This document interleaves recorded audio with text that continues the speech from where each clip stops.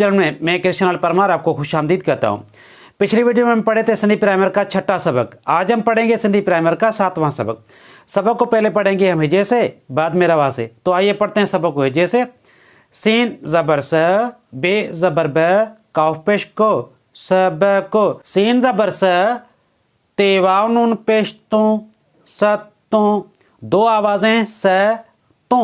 जब ते के ऊपर पेश और साथ वाव और नून आते हैं तब ये आवाज़ बनती है तो। हे ये ज़र ही, हमज़ा पेश ओ, ही ओ। अलिफ पेश ओ, ठे पेश ठो, ओ ठो। अलिफ मदा, हे ये हे, आ हे। हे ये ज़र ही, हमज़ा पेश ओ, ही ओ। पे पेश पो, छे पेश छो, पो छो। अलिफ मदा, हे ये हे, आ हे। हे ये ज़र ही, हमज़ा पेश ओ, ही ओ। बे पेश बो, काफ पेश को, बो को। अलिफ मदा, हे ये हे, आ हे। रवा से सबको सतों। ही ओ, उठो, आहे।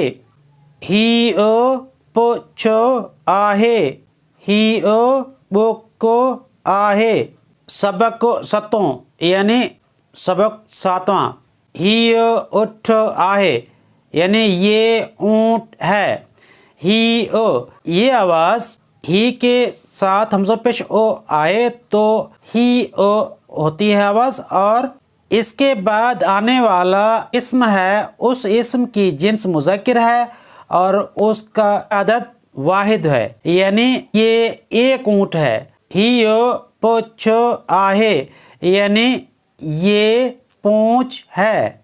ही ओ, बुको, आहे। दोनों हाथों की चुल्लू वाली इस पोजीशन को बुक सिंधी में कहते हैं।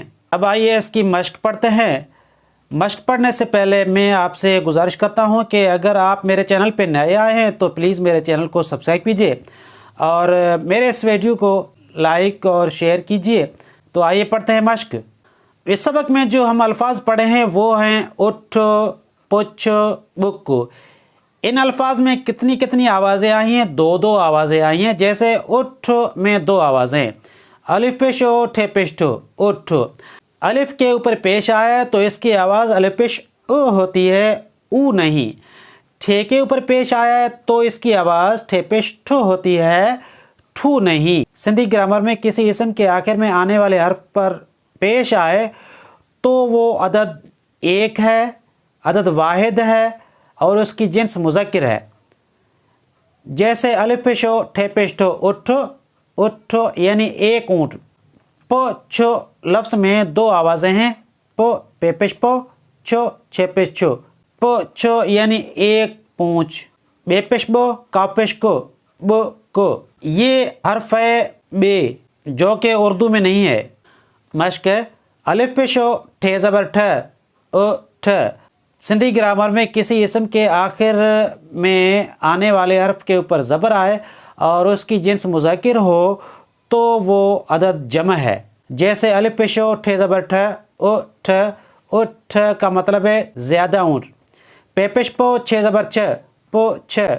अब पो छ, छे के ऊपर ज़बर आई है तो ये पो छो का जमा है, पो छ यानी ज़्यादा पूँछ। बे पेश बो, काफ ज़बर क, बो क। बो क काफ के ऊपर ज़बर आई है तो ये बुको का जमा है, बुक। हे ज़बर है, ठे पेश ठो, हठ। हठ का मतलब है ज़िद, इसरार, हट। मीम ज़बर में, ठे पेश ठो, मठ। मठ का मतलब है आश्रम, जूट या सोने और चांदी में मिक्स किया हुआ धात। हे ज़बर है, ठे पेश ठो, हठ। नून ज़बर न, काफ ज़बर क, रे ज़े रे, करे। हठो न करे यानी जिद न कर। बे ज़बर ब, ब।